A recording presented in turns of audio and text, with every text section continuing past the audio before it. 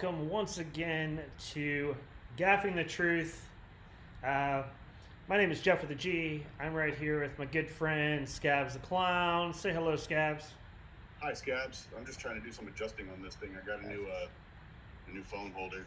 That's okay. There we go. It's kind of on a spring, so It just means the ass is kicking in. That's good to know. All right. I mean, the candy is kicking in.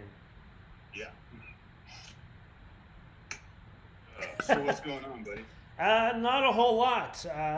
Still, for personal business, I start back working on Wednesday, so that's kind of nice. No. We'll see how that goes. I mean, well, assuming that things keep trending for the whole COVID nonsense here in Texas. So hopefully,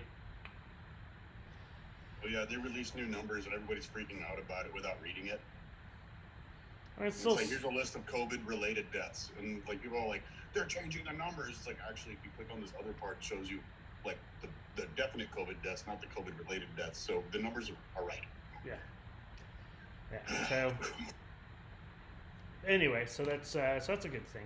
Otherwise, not a whole lot. We figured we'd talk today about some of the more fun sort of cryptids, the ones we can't really do an hour on. So we figured we'd just talk a few minutes about some of the weird and goofier ones, and then both of us have made lists of said cryptids, and we're going to talk about it that we have not talked about beforehand. So that's half the fun. Is us going, well, have you heard about the blah blah blah? And Yeah. so we'll either say yes or we'll help disseminate what sort of thing it is. And some of the stuff is ridiculous. Some of the stuff I discovered was pretty ridiculous in a lot of ways, but still kind of fun. So Yeah, I found a lot of water monsters, and I think water monsters, it's easy for people to cling on to that because it's not something that you can like go search for like right away. It's underwater. It's kind of hidden cave that it lives in. Nobody knows where the hidden cave is. yeah, for the 50,000 gallon stock pond back behind that ranch, he's got the water monster and can't find it. Yeah, because there's actually a tunnel that leads all the way to the ocean, even though it's in Minnesota.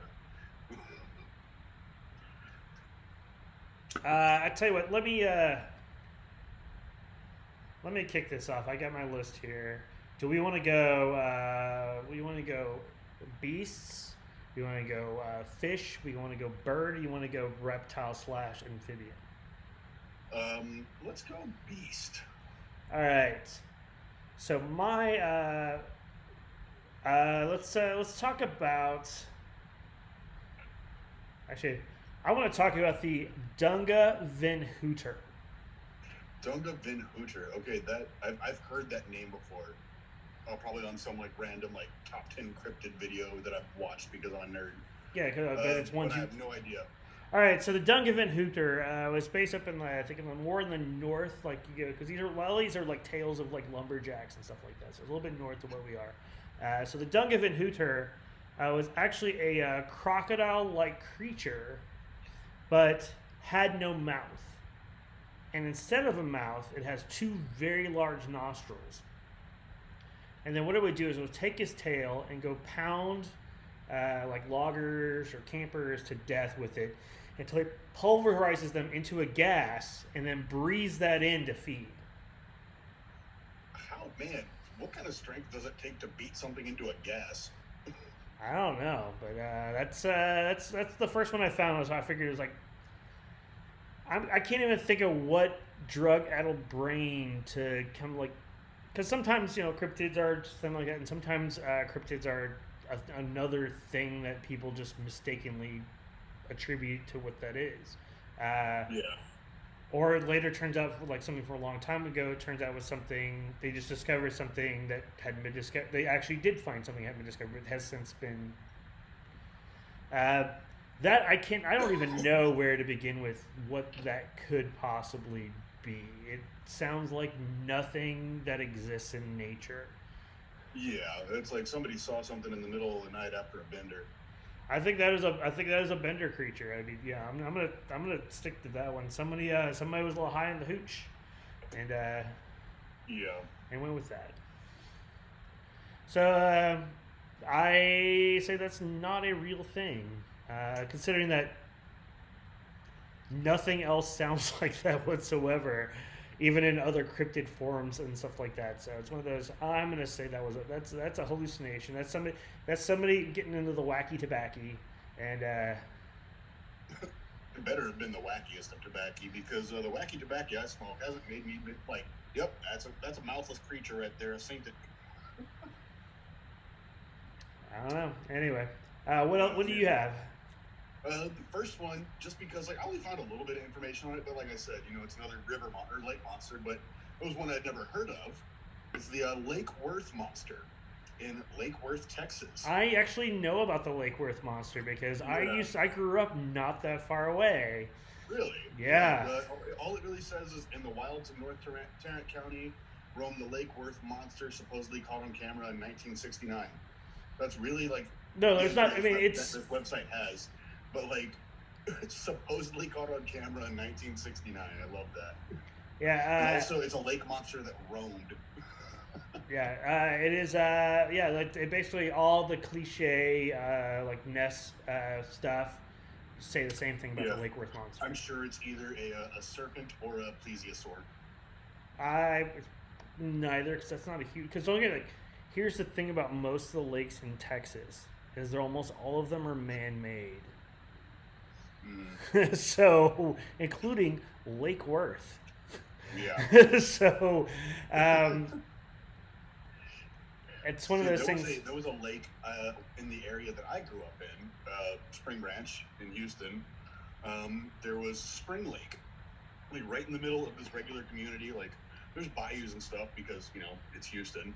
Yeah. But there was Spring Lake, just a random square lake, and the story behind Spring Lake is they were trying to dig out for a foundation, and they hit a natural spring and just filled everything. There was equipment, there was all kinds of stuff down there, cars, vehicles. Yeah, there's stuff still in that lake.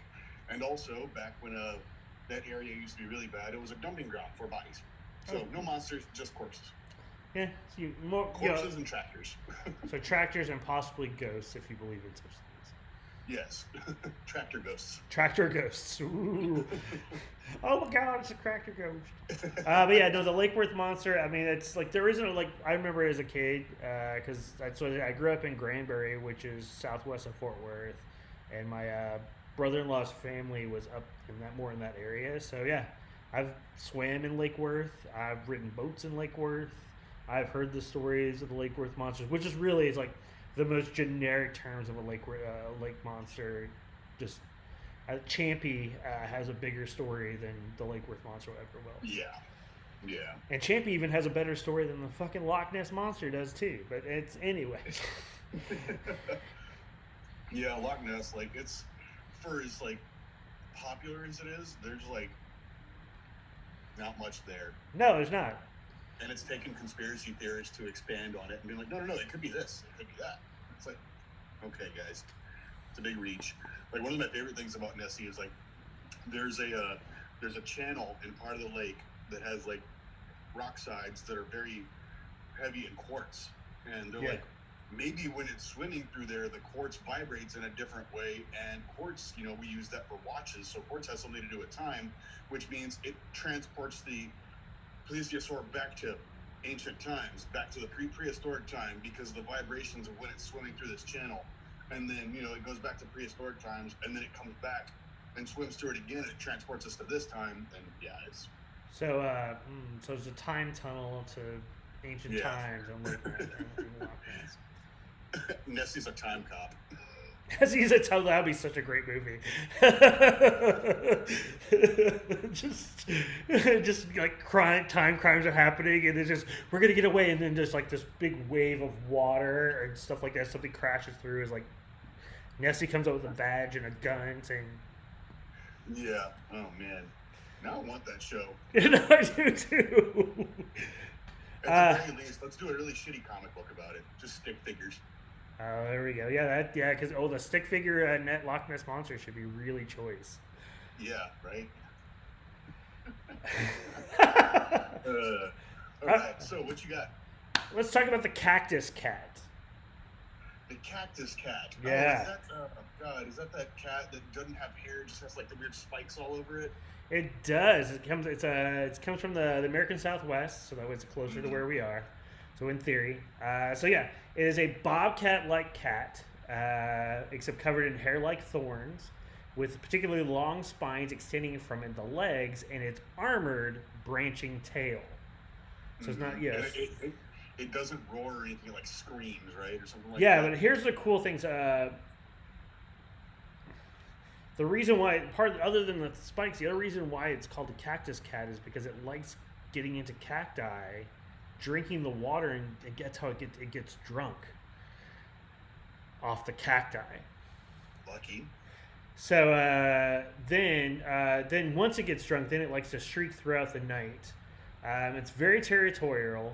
I mean, same. I get drunk and I'm like, woo! That's kind of it's the animal woo girl. But the funny thing is they're very social animals, and they often mate for life and live to about 20 to 30 years. And what happens is, before and during mating season, the males would break open a large saguaro cactus. That's the big cacti.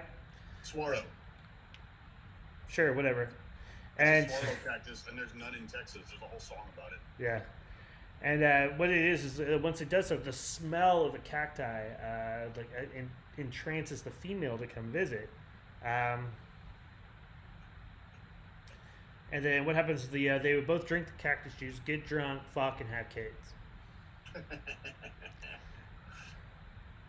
That's the cat. That's really it is. And what's really cool is actually the Secret Saturdays animated show actually made a reference to it on their episode called Cryptid versus Cryptid. Really? So yeah, the cactus cat.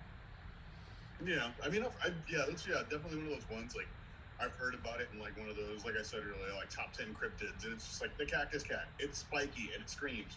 Here's the next one. Like. Yeah, that's what I just like the fact is like it likes to get drunk and fuck. Yeah. Hey, same. Cheers. Cheers. I think we have our mascot right there, the cactus cat. I have spikes sometimes. Oh, my hair's a little spiky-ish. You're getting there, man. You should totally do like frosted tips and like spike it out and just go like straight 90s middle school kid. I used to flip it and keep my hair really light, and I tip the tip with red. Ah, yeah. I remember that style. Very corn of you. The thing is I did the shit it's like half the haircuts I've done pre that time. Like that thing did I did before Corn did it. Not that they were trying to imitate me. I think it's just similar mind. I just went, all right, cool. I want to do something interesting. So I did that for a bit.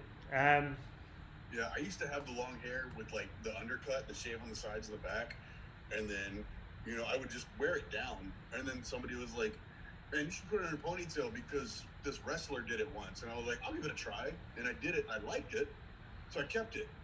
And then, God, the next school year, summer went by, and I kept that haircut, had the ponytail. My hair was stupid long.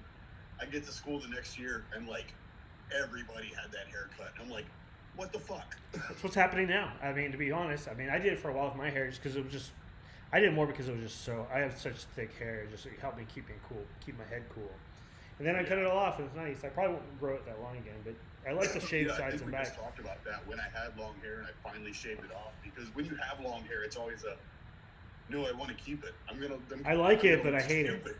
Yeah, I like it, but I hate it. I'm gonna look stupid without long hair. When you realize, when you shave your head, you're like, oh, I actually look better and cleaner. Oh, no. It's my problem is I have cowlicks all over my head, and so my hair's like, if I don't put product in or just wait a couple of days, I'll get.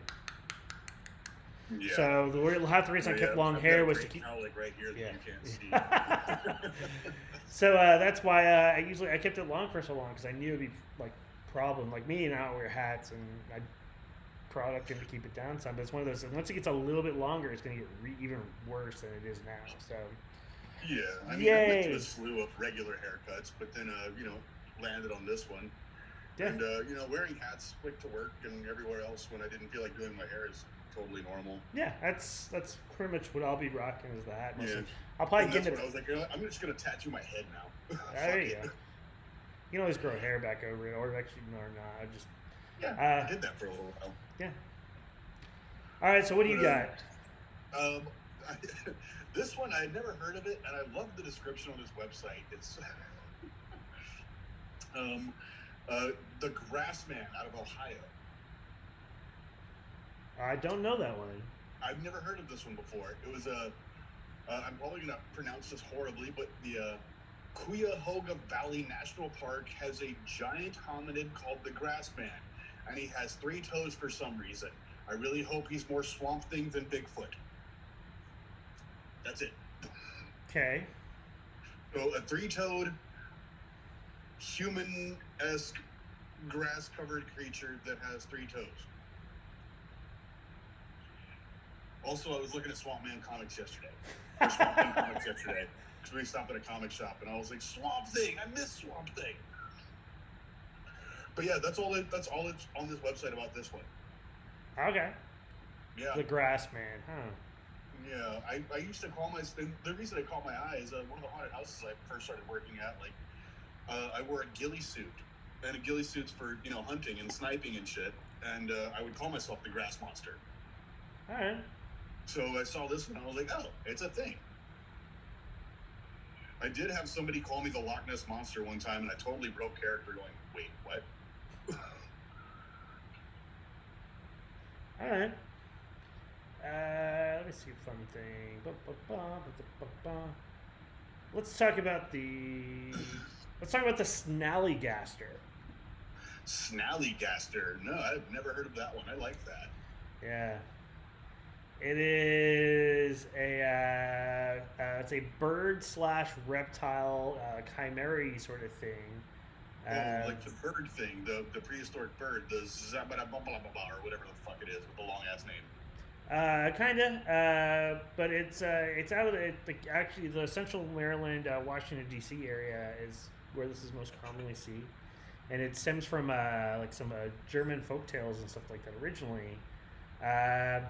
So, but let me they've been talking about this since like the 1700s. So the earliest incarnations mixed the half-bird creatures with kind of a siren and the nightmarish features of demons and ghouls. It was described as half reptile, half bird with a metallic beak lined with razor-sharp teeth. And some people said it had octopus-like tentacles that would swoop silently from the sky to pick up and carry off its victims. Supposedly a 7-pointed star which would keep it at bay. A 7-pointed star would keep it at bay. It was like a cross against a vampire. Yeah. So not a regular 5-point star, but also not like the Star of David. That's 7 points. Yeah. Interesting. I wonder how they found out about that. They just had like a broken star thing, and they're like, "Get back!" and it went. Actually, the 7-point star, for as being the weird nerd telling it, 7-point star actually figures into a lot of weird Freemasonry and weird magic stuff. Yeah, so okay. You're right. So it's one of those. It's not too and considering the area of where all this stuff was happening, not surprised Freemasonry was kind of running rampant around there. Later on, it kind of got looped in with like the Jersey Devil and stuff like that too, as far as looks, because proximity and whatnot. Yeah, I'm speaking of Jersey Devil. I'm sure that one's going to come up here in a little while. Yeah. Because I've actually listened to a podcast that had like a whole hour-long episode on it, and it really degenerated into history and Ben Franklin and Edison, and like there's a whole lot of craziness that goes along with the Jersey Devil that people don't know. But like the simple story of the Jersey Devil, old woman had her 13th child, said, "Let this one be a devil." It came out, fully grown devil, and killed everybody and then flew away, or didn't kill everybody and flew away. But either way, yeah, Jersey Devil, we could skip that one. This one caught my eye. The Hopkinsville Goblins. Okay, Christian County, Kentucky. I grew up in Kentucky and heard stories about the Kelly Green Men, a.k.a. Hopkinsville Goblins. In 1955, two families were terrorized by aliens or goblins or something. They were assumed to be aliens, and while they were calling the Kelly Green Men, their skin was actually gray. That's now a festival held in Kelly, Kentucky. So goblins are aliens. It's unidentified creatures. It could be either one. Yeah, really could. Or both. Yeah. Why can't goblins come from outer space? Yeah, that wouldn't surprise me. And it does work for both, because I'm sure they're not here legally, so they are illegal aliens that are goblins. They're not. They do not have documentation. Therefore, they are illegal aliens and they're goblins. What if they do have papers? That'd be really cool. That little license, the little driver's license. That'd be funny. Yeah. I just saw this one. I'm doing a little bit more of a deep dive. Oh, okay. Oh. But no, go ahead. What's your next one? Let's talk. Cause I like talking about. Weirdly enough, is I love the weird cat things. I don't know why. So I'm gonna talk about the Splinter Cat. The Splinter Cat. I don't know about that one. All right. So Splinter Cat is also from the U.S. I'm talking about just weird creatures from the U.S. Splinter Cat is a nocturnal feline of great ferocity. Basically what it does is it gets up, it flies through the air, basically just runs and jumps and almost flies through the air. Not flies, but as far as it had such speed that it kind of launches itself. What it does, it hits at large trees, and then which knocks all the branches off where there's the trunk and leaves it standing like a silvery ghost. So all those weird dead trees that are standing up in the middle of nowhere, caused by a Splinter Cat. Okay. The reason it does this is so that way it can expose raccoons and bees, which apparently are their things they like to eat. The act of doing all this to make sure it works only leaves it with foul moods. Therefore, do not approach Splinter Cat because it's pissed off because it has a headache to do all this stuff. Yeah. It's there's actually a place called Splinter Cat Creek in Oregon, which is that's named after the cat. Okay, interesting. Yeah. I've never heard that. So it's just a pissed off cat that breaks trees. They're basically it's probably about it doesn't give me a size, but something like that, probably at least bobcat size, I would expect. If not almost cougarish. And then it would just I guess run down a hill or running fast, so fast it would kind of just leap itself and just and kill trees so that way it can get at raccoons and bees. Yeah. Because I don't know, why not? Yeah, I mean, it makes about as much sense as this next one that I had to look up a little more. The Oklahoma octopus. I don't know anything about it, but the name is familiar. Okay, so basically, from what I'm seeing, started on 2013. Tulsa, Oklahoma. As the rate of unexplained drowning deaths has reportedly crept up in Oklahoma's Placid Lake, some observers have turned to an unusual explanation: a freshwater octopus. The legend of a killer cephalopod lurking in the murky waters of the state's Lake Thunderbird, Lake Tenkiller, or Lake Oologah has been surfacing for at least the past several years. Animal Planet's Lost Tapes even aired an investigation of this crypto creature. This beast, or beasts, dubbed the Oklahoma octopus, reportedly drags swimmers down with its many strong arms. So drowning victims are being like, oh, it was an octopus. Because, yeah, when I think of the middle of Oklahoma, I think octopus. Yeah. Okay. How could a sea creature have found its way to lakes in the heartland? This unlikely animal, people have explained, might be a rare living fossil left over from the time 10 millions of years ago. Yeah, people are just reaching really hard. Yeah, Oklahoma, another place where almost all the lakes are man-made. So it's another one of those. And for those that weren't, to do man-made lakes is basically as they dam up one side and let it fill up with enough water to basically become a lake, and then they let the dam loose a little bit, and then suddenly it's back to just being a large lake. Yep. Yeah. Yeah, man-made lake doesn't necessarily mean like, all right, we need a bunch of guys to like dig 100 feet into the ground so we can pour water in it. Oh no, they take a little valley. They turn a valley into a lake. Yeah. Yeah, something that's already a bit of a reservoir, just turn it into a lake, which is silly because I mean reservoirs prevent flooding. Yeah.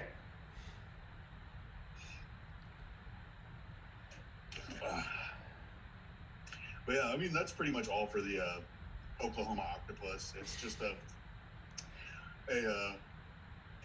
thing. Like they're like, oh, we got nothing. Why did this person drown? Like probably an octopus. Because I think it was probably just somebody got their legs caught up in some weird reeds or stuff like that in the water, and they just attributed that to being. Yeah. Rather than just the natural term is just overactive imagination and just sea plant and water plant life. Yeah. Okay, let's talk about the hodag. Hodag. Yeah, the hodag. So the hodag, basically it resembles a bull-horned carnivore with a row of thick curved spines down its back, prehistoric in suggestion. Like has kind of like a Stegosaurus-y. Hodag is said to be born from the ashes of cremated oxen as the incarnation of the accumulation of abuse the animals have suffered at the hands of their masters. Apparently, the hodag has a huge, has really struck to the city of Rhinelander, which is in Wisconsin, where it was claimed to have been discovered. Like in 1893, it was discovered. Actually, newspapers reported back then saying it had the head of a frog with a grinning face of a giant elephant, thick, short legs set off by huge claws, the back of a dinosaur, and a long tail with spears at the end. The back of a dinosaur, like which one? I'm thinking with the whole spines leads me to believe Stegosaurus because that's the only thing that's the only one I know of that would have something that you go dinosaur. Yes, the Thagomizer. Well, Thagomizer is just the tail with like the whole the plates. Yeah. There's actually, you know what? There's actually a picture of one that's supposedly dead. Give me a second. I'm gonna pull that one up. Put it in my thing because I didn't realize it. Because basically, I'm just talking about these as I'm going across it, and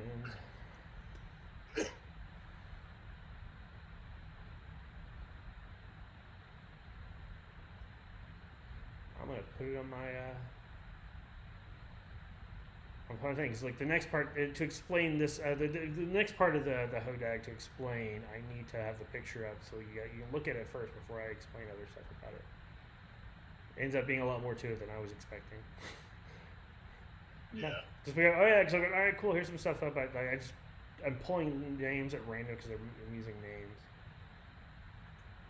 So, what I have here is supposedly that is the charred remains of one from back in like the the late 1890s. Okay. When the photograph was the derbies and the pitchforks. Well, yeah. Well, the group reported that they needed to use dynamite to kill the beast. Oh shit. The photograph remains its fiercest, strongest, most frightening creature. It became extinct after all its main food source, which was white bulldogs, became scarce in the area. White bulldogs. Yeah. Now, the guy who talked about this was a guy named Eugene Shepard. Now, Shepard in 1896 claimed to have captured another one, and this time alive. According to Shepard's reports, he and several bear wrestlers placed chloroform on the end of a long pole, which they worked into a cave of the creature where it was overcome. He actually displayed this hodag at the fair, and thousands of people came to see it, or at Shepard's display in a shanty at his house. Having wires connected to it, Shepard would occasionally move the creature, where it would typically send the already skittish people fleeing from the display.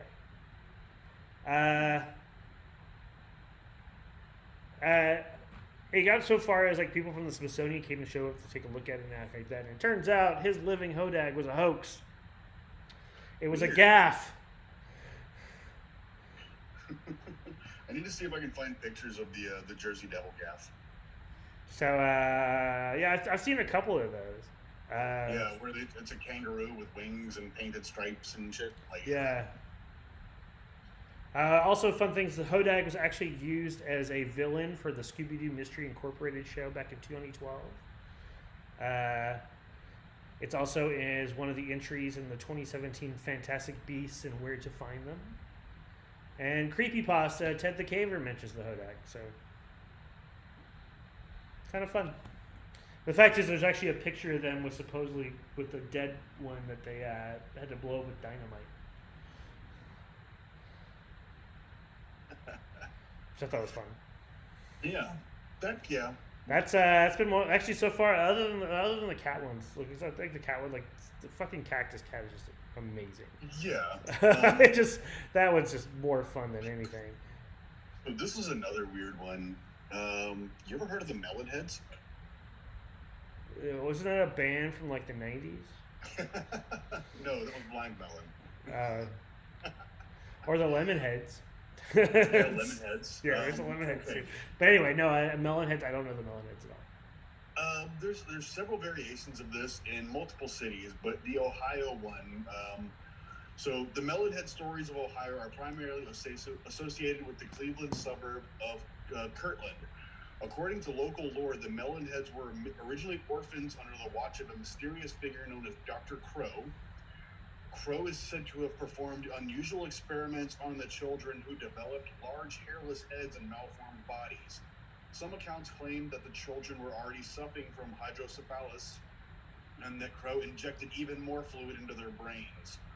Eventually, the legend continues, the children killed Crow, burned the orphanage, and retreated into the surrounding forest, supposedly to feed on babies. Legend holds that the Melonheads may be sighted along Wisner Road in Kirtland and Chardon Township. The Melonhead legend has been popularized on the internet, blah, blah, blah, blah. Okay, yeah, there's a story about them. But yeah, the Melonheads have been a thing for a while. And it's just like large-headed children and adults like running around in the woods that want to eat babies. Okay. Yeah. We have somebody in the chat. Big Bad Bear 187's in the chat. Oh man, Bear. Telling us to watch out now. I guess about the Bear, various if animals. you're still watching, if this is the bear that I think it is, got any Native American stuff you want to talk about? If it's the wrong bear, then do you have any stuff you want to talk about? Because if it's the bear I'm thinking of, he's very into Native American stuff. Oh, okay, that's cool. Yeah, he might have some. Maybe we could talk some Wendigo or something. It is the bear you're speaking of. Hell yeah, buddy! Like, you got anything? You got any Native American lore or any other stuff like cryptids you know about? You like? Yeah. Well, I'll tell you what. Take a moment to compose that if you want, Bear. While you do that, I want to talk about the aggro pelter. Wait, I was an aggro. What is this? Aggro pelter. Aggro pelters. They even have there's the Anthrocephalus craniofractans. That's a good name. It is. It's skinwalkers. Yeah, it's said to inhabit hollow trees of conifer woods from Maine to Oregon. Basically, it would sit up in tall trees and it would wait for an unwary person and hurl wooden splinters and branches at the intruder. Some have described the creature as being so quick it's hard to be seen. Some describe the creature as slender, wiry bodies with the villainous face of an ape, and arms like muscular whiplashes, where it can snap off dead branches and hurl them through the air like shells from a shotgun. Yeah, basically it's for all intents and purposes, it's like weird ape creatures that would be up and like disrupt loggers from anytime a branch fell as a logger was doing shit, must have been an aggro pelter did it. Yeah. I'm looking up skinwalkers now. I know a lot. That's what Bear said, skinwalkers. I've watched a lot of stuff about skinwalkers, Skinwalker Ranch, and things like that. I just wanted to get a little more info on it, but we can go into that one next. Okay. But yeah, if you've got more about that. Well, Skinwalker, actually, weirdly enough, is like Skinwalkers, we can actually deep dive pretty hardcore in like Skinwalkers. That is an episode. Yeah, that is an episode. I told you I saw something once that I could only equate to a possible skinwalker. I mean, it could have been a regular animal. It could have been some drunk dude, but it was something weird, and it was dark, and I wasn't that drunk. But Bear, if you've got a skinwalker story, like, feel free to tell it. Or, I mean, do you want to send him like the link and have him tell it? Sure, I can do that. One? Yeah. Yeah, if you got a story, man, like, we'll send you the link and you can tell us the skinwalker story. Yeah, you can jump in. Or if you just have some knowledge about it, fuck it, why not? Yeah, we're just chatting now. I'm gonna throw the link in the chat, so.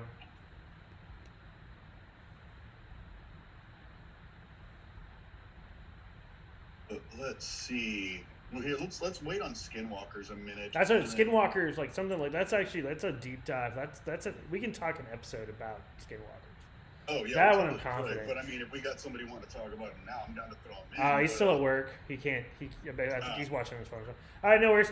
I tell you what, hey Bear, we can like get in touch with Scabs, and we'll time out a time we can try to come on and we'll talk. We'll go deep. I want to deep dive into skinwalkers. That's actually a really good one. We'll talk about in a couple of weeks. Mm-hmm. Yeah, I'm down for that. So we can, because I think that's an episode for us just to talk not only about all that sort of stuff. We can deep dive. That's a meaty one. Some of this other stuff, I go, all right, cool. We different stuff about skinwalkers, because like the Wendigo ties in Native American culture. That's like definitely an American cryptid. For a lot of there's some other stuff that's kind of like that kind of leans towards it from other stuff as well, but it's more heavily with the American culture and stuff like that, which is. I'll look like whenever we get that scheduled. I'll look at the non-native history for that sort of stuff, just to give more perspective, especially if we're going to bring in somebody who knows a bit more of the native side than I do. World that have a similar, like a man that can morph into a different creature and sells its soul to be able to do that, or you get other stuff like whatever. Like there's a whole bunch of different stuff about that culture. It's really wild. Yeah, there's actually there's a whole Australian thing about it too. So. Yeah. Let's talk more goofier stuff. So, what do you got? Me? Okay, cool. The one I was talking about earlier, the Mongolian deathworm. Okay, Mongolian deathworm. Let me get this pop-up out of the way. Okay, native name, the Oigikorkoi means intestine worm, due to its red blood-like color and size, which is the size of an intestine. It has been described by many to be from 2 to 7 feet long, have the ability to spit out a corrosive yellow saliva, and to generate blasts of electricity. However, this later power is thought to be as being folkloric by the nomads of the Gobi. Western culture has come to call this monster the Mongolian deathworm. Okay. Literally, it's a burrowing worm that looks like, kind of like a lamprey. It's got like the big, like the gaping maw with, filled with teeth, and, it comes out of the ground and it'll like stand over something and it'll sway to try to hypnotize its prey. And if that doesn't work, it sprays acid all over them. Okay. It's kind of like Dune. It's the sandworms from Dune. That's what I was just thinking of. Or like Tremors. Yeah, Tremors, like graboids. Yeah. Well, the original Tremors was all like actual, like then they got really weird with other creatures later on. But like the first Tremors is strictly the big. Yeah, the big graboid, the big worm. I actually watched the latest Tremors movie, and it's set in Alaska or some shit. They're like they're like snow worms. It's like Tremors, cold as hell, or something like that. It's really bad. It's. I think once they got past like 1 and 2 was alright. And then they had the one where they, I don't know, like it was like 4 or 5 where they basically were creating like the exhibits of in the town about the graboids. I was amused by that one. Was that when the flying ones came out? I think it may have been, but it was like really weird because they went back to the original town where all they were, and they turned into like a tourist trap for these worms. I remember that, and I want to say it was like 4, I think. I don't know. It's been like 15 years since I watched the movie. Oh yeah, no, like I literally like maybe a year and a half ago, I saw that one on like Netflix or something, and it was like Tremors on ice, basically. Tremors on ice. It was so bad. A spring branch hooker is that's $20 on the side of spring branch hooker, man. Like I don't know. Last one I saw was like a dude in a spaghetti strap dress. Yeah. So let's my turn. Let's talk about the Gilly-Galoo. The Gilly-Galoo. Yeah. Okay. I like the name. Like it's kind of like the Ruggeroo. Yeah, the Gilly-Galoo is it's a bird. It's a bird that actually would always nest on hillsides, and the most notable thing about it is it laid squared eggs it would lay squared eggs so they wouldn't roll down the hill. Okay, that sounds really familiar. I've heard of that before. It might have been something else, but yeah, I've heard of the square-shaped eggs. Yeah. So yeah, and what's really cool is you can actually hard-boil them, and then they look like dice. And then people use them as dice, apparently. Hard-boiled eggs as dice. Yeah. Hard-boiled square eggs as dice. Sorry, that just you roll them and they break, and it was like, did I win or did I lose? Yeah. So yeah, the Gilly-Galoo. That's the only really notable thing about it. So there's some references in other cultures and weird stuff about it. It was a bird also known as the deep winter flying midget, who do basically the same thing, but thing of the eggs didn't require warmth; it required cold, so it only had lay eggs during the winter. But it still maintains the fact that it's always on the hill. They're always square eggs, so that way they didn't roll down the hill. And then apparently, the Fatu Leva is another name of the bird from the Filbert Islands. They would do the same thing, and they also they also did a piercing screech of pain, ending in a long yowl of joy. As far as every time they laid the square eggs, so just much better. I mean, yeah, it sounds like me when I come. I get it. Yeah. So yeah, But yeah, so that's the other fun thing. It's like apparently it exists in different places. Of course, there's no such thing as the Filbert Islands, but that's besides the point. The Gilly-Galoo, everybody, square eggs that, when hard boiled, you can use as dice. This one, it just made me laugh because it's the Lizard Man from Lee County, South Carolina, and the only Lizard Man I know is in Austin. That's right. I don't think he lives that far from me. I think I'm not sure. I mean, I know he's an Austin. Yeah, he's an Austin guy. He lives there. I know that. I've done shows with him in Austin a couple times, but yeah, it's just called Lizard Man. And the quote is, "I've got an unusual one for you. As a child back in the mid-'80s in South Carolina, I lived around the Lee County, Florence County border. This story erupted on the scene and stuck around for years. The reporter entered around a 7-foot-tall lizard man. It was a huge thing. TV crews from all over the country showed up. People were selling merchandise on the side of the road. Everything from the lizard man ate my dog to reports of the lizard man running across I-20 carrying a deer. After one of the initial reports was proven false, chatter began to die down, but for years afterwards it would be fire up again. An unexplained event occurred. There was even a televised resurgence as recently as 2008 when CNN did a bit on it." How are we sure this wasn't just Lizard Man hanging out? Yeah, running around with a beer. Yeah, he was just on tour, and he was like, "I'm gonna fuck with people." I would not doubt it. Yeah. Dude, you could do Lizard Enigma and Matt Gone put in a room together. That would fuck with people's worlds next. You know. Oh god. And Insectivora as well. Like, I think they all hate each other. Oh, I'm sure. I'm pretty sure they do. Yeah. I know Lizard. I know Enigma hates Lizard Man.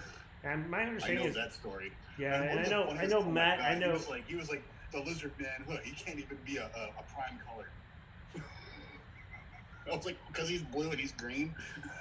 Well, and my understanding is like Matt Gone isn't very well liked in general, so I don't know the story, so I'm not going to get into it. That's the only thing I understand. Yeah. Let's just do this show and start talking about modified sideshow performers as cryptids. Oh. I mean, because you've got Slim Fady, and you've got, oh god, there's so many more. Oh yeah, there's some. We can find a good Slender Man out of that too. Let's talk about the Wampus Cat. Wampus Cat. I know I've heard of the Wampus Cat, but continue. Yeah, the Wampus Cat. I mean, that's actually that's actually a pretty big one. I really like. The Wampus Cat is actually a mythically green-eyed cat, which supposedly has weird occult powers. Some describe it as an amphibious panther, which can leap into the water and swims like a colossus mink. Some say it's like a creature of Cherokee mythology, because in Cherokee mythology has a cat-like embodiment of a female onlooker cursed by elders as punishment for hiding beneath the pelt of a wild cat to witness a sacred ceremony. So basically somebody peeking in on a sacred ceremony gets cursed to be an animal. What's really weird is that when the sighting of the Wampus Cat, supposedly for a lot of these people, is like when you see the Wampus Cat, it's a foretelling of death. So if you see it, it means either you are going to die or somebody you know is going to die. Like that. I've heard of a lot of like cats that are like, you know, precursors to death. If you see this cat, either you're going to die or a loved one's going to die. Which makes sense. I mean, that goes all the way back to like Egyptian mythology with cats. Like, yeah, you don't fuck with cats. Yeah, cats are considered gods or godlike. Or no, they're not gods. Rather, they are avatars of gods. Yeah, they are the. Actually, what's weird about the Wampus Cat is apparently in the 1920s and 30s, newspapers actually reported of Wampus Cats killing livestock everywhere from North Carolina to Georgia. More likely than not, it was probably just like coyotes or the jaguarundi, which are smaller jaguars, which do exist in that area, or near enough to that area where they can interfere. It's like that way. They have things like the Carolina jaguars, is because those cats really exist in that area, or at least they did. So yes, the Wampus Cat, green-eyed cat, likes to swim in water. If you see it, death is coming your way. Whether it's you or somebody you know. Yeah, sounds about right. Just foreboding enough. Oh, okay. So, going from cats, you ever heard of the Michigan Dogman? No.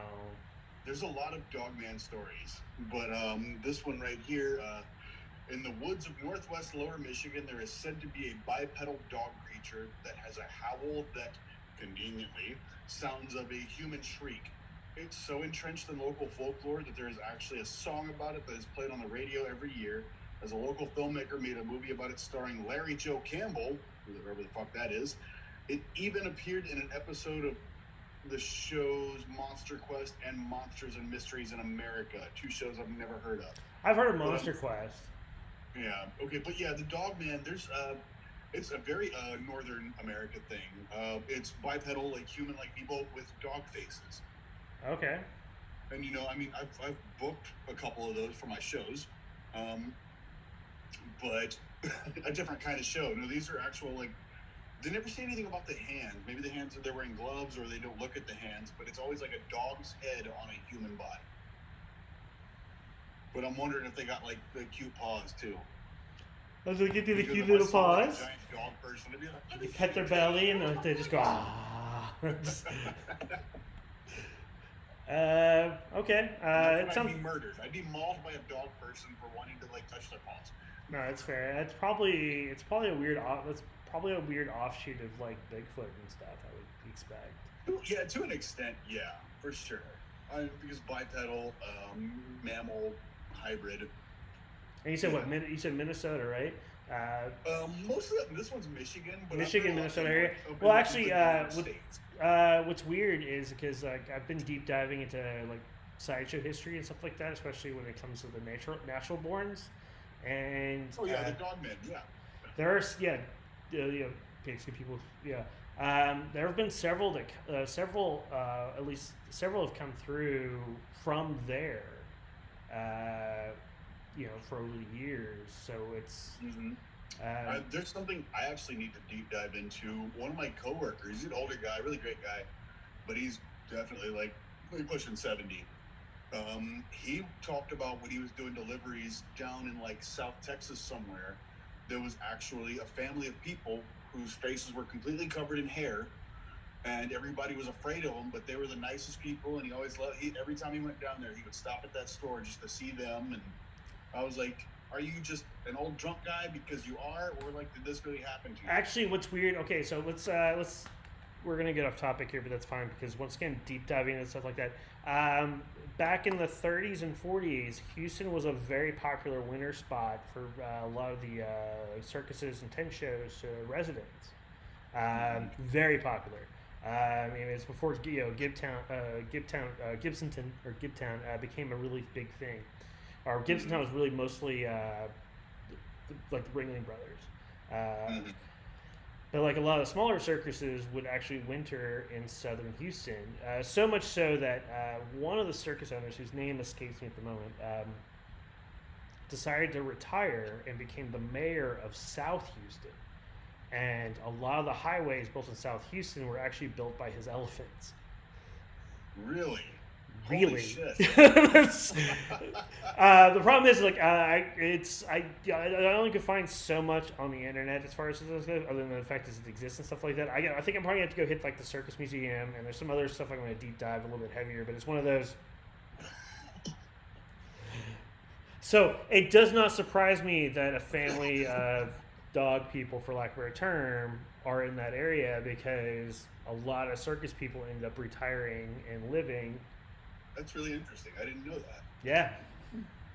I didn't know that too until afterwards, and I go, what? And I found a couple of little articles where they kind of make reference to it, but nothing big on it. So it's one of those, I have to go to the Circus Museum and probably into the archives in South Houston to go track it down.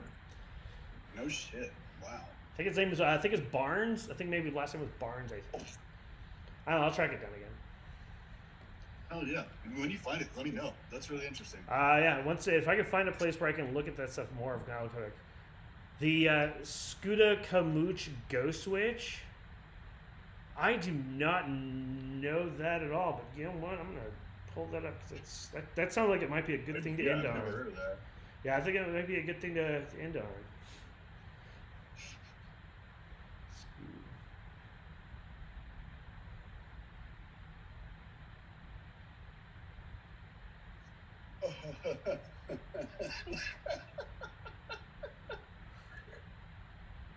Sorry, I just started reading about this one real quick to see if, like, we had time for like one more after yours or not. But real quick, you ever heard of the Snallygaster?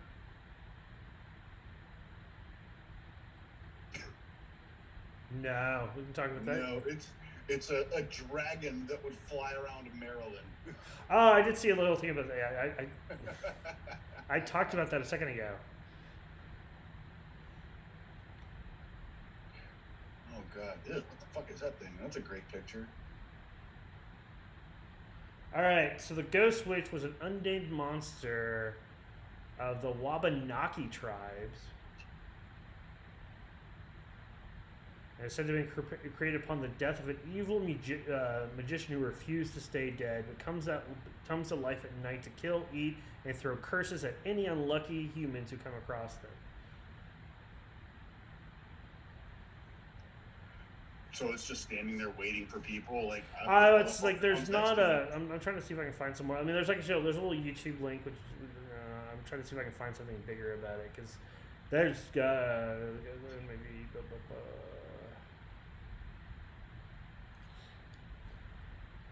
Here we go. I go. Once, in days long since past, an old sorcerer came of some note, died of old age. In his long and natural life, he'd been vindictive and petty. Any slight, real or imagined, was always repaid tenfold. He came feared all across throughout the Dawnlands, and when he passed away, there were no friends or colleagues to attend to his body. What few family he still had just basically wrapped him in blankets and placed him in an old gnarled tree deep in the heart of a black forest. The forest became a place of dread. People saw strange things, yada yada yada. Years later, a man and his wife were traveling through the Abenaki lands on their way to the east. Basically went through the stuff. They were looking for a good place to spend the night. Saw the old fire, set foot inside the dark grove. They sat, they were always kind of scared because of the chill, but they laughed it off, made a little lean-to to sleep for the night.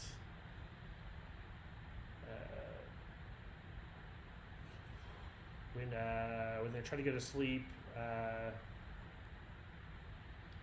she was scared because she kept seeing shapes, and like the husband goes, "Oh, that's just the bodies of the sea. You shouldn't fear the dead." It's a living out in the real world that we have to be mindful of. Come, it's time to sleep. We shouldn't be here. Let's sleep now. Husband laughed it off.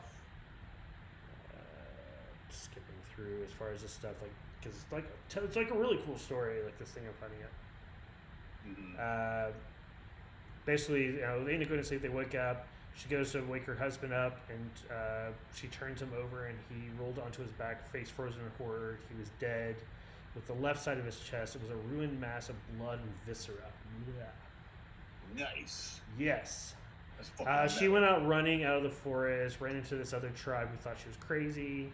They went in, and they had to deal with this really crazy ghost witch dude. And eventually they figured a way to kill him.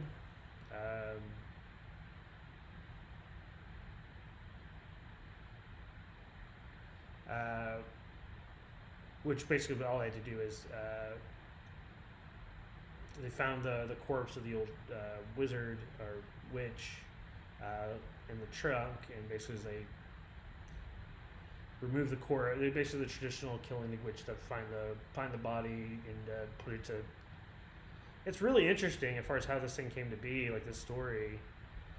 He goes demon born of the dead. That's kind of what it is. Basically, this original witch kind of created it, and then basically from then on, like anything else it kind of kills, it comes back to life at what it looks like as some demon. Yeah. So weird. As far as the old story, as far as the original story of this dude, this witch thing. Basically, it was a guy who like hated people, was kind of magic and powerful, and then when he died, got thrown in the trunk of a tree and forgotten about, and has since come out of it. It's really interesting. It's like that's a little much more deeper, like the actual story. Like that's like what I'm reading is actually the around the campfire ghost story as far as how it came to be. But other stuff it talks about, but what he says basically some weird like demon of the dead that would go around haunting and eating people. That's really cool. It's really interesting. Thanks, Bear. That's actually a really interesting story. There's actually a couple of YouTube clips that I go, I can't play those right now. So it's really interesting. Do you have one more, or are you ready to cut out? Well, I was going to bring up, real quick, we could actually do a deep dive on these guys. We're getting to that point. The Goatmen. Oh, Goatmen, yeah, that would be a good one. Because there's Goatmen like all over the country, and I was just reading one about there's one like bridge that's guarded by a Goatman that was actually like, he was a circus sideshow freak they left behind, and he vowed his revenge on man. Oh, that's a good story.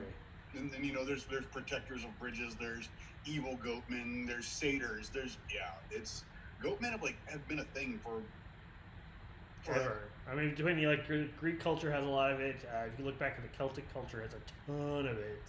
Yeah, like multiple cultures all over the world. It's one of those phenomena that's like all over the world before any other cryptid was. Kinda, yeah. And plus, goat gets and of course the goat gets associated with the devil a lot too.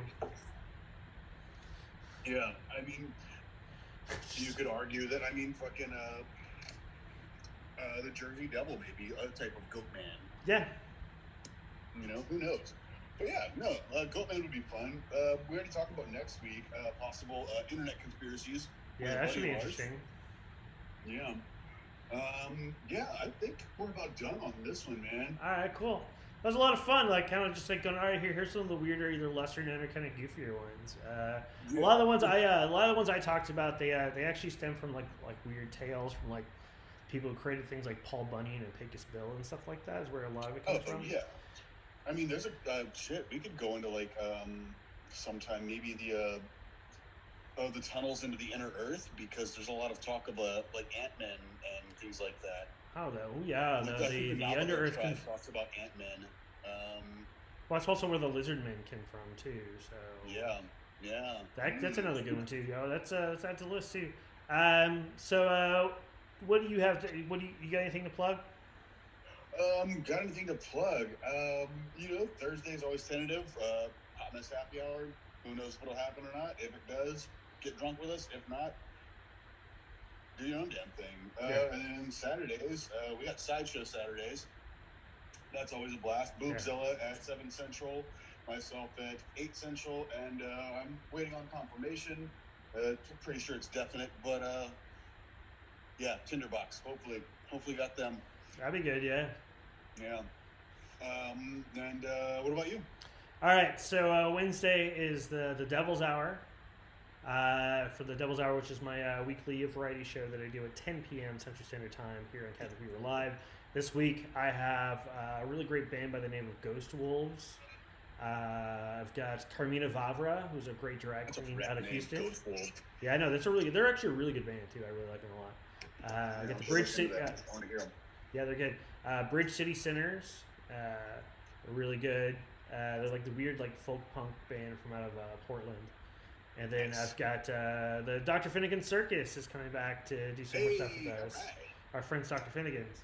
So that's what's happening on Saturday at I want to say it's like 1 o'clock here, but it's like so the Sideshow Hootenanny has started doing these workshops as far as how to help people figure out how to do virtual shows. And so Saturday, I'm actually be teaching all the technical stuff on how to put a show together, as far as how to work the systems and stuff like that to kind of create something fun and groovy and stuff like that.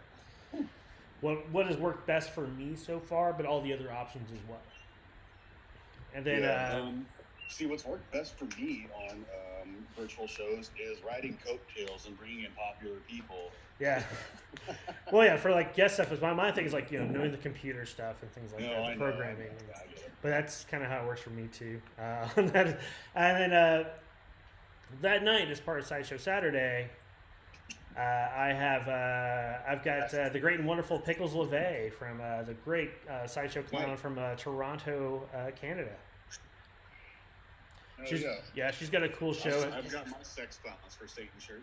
I did too. I'm gonna make sure mine's all nice and clean for that day. And then so that's gonna be fun as well. And then we'll be talking next week. Yeah, hell yeah. But anyway, thank you guys for tuning in. Thanks, Bear. Connect with Scabs, and we'll schedule a day. We're gonna talk like skinwalkers and like cool like native stuff, because I think it'd be really I like native folklore, and I know you know a bit about that, Bear. So yeah, if you're still watching, like we'd love to have you. Yeah, he's on the thing. But anyways, cool. If you got a couple minutes and you can pop on if you're at work, then cool. Yeah, tell us some stories, and if not, just stay in the chat. We appreciate it. Yeah, no worries, man. Guys, everybody cool, be safe, and we'll see you guys later. Bye. Bye.